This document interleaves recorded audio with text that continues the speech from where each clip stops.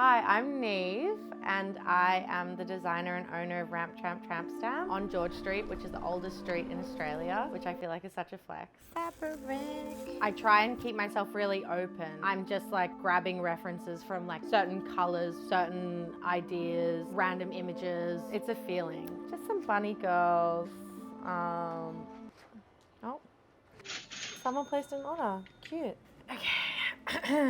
So inspiration for me, it comes from like moments of pain or sadness. Yummy mummy trappers. It could be like something mean someone says to me. Oh, I need to get a pen. And then I try to kind of turn that into something beautiful and that I can hold and be like, ha ha ha, that like mean memory is now a dress. Thanks, all.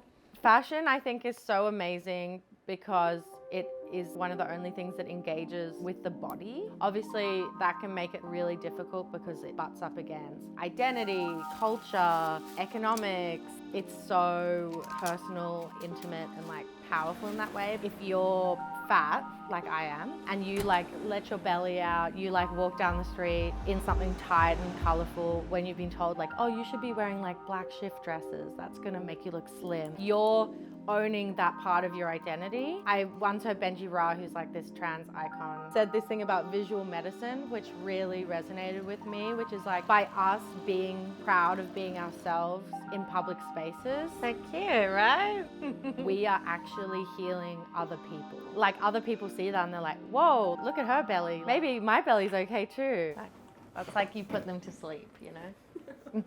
I really think creativity is like a muscle. A lot of my stuff is self-referencing. Oh my God.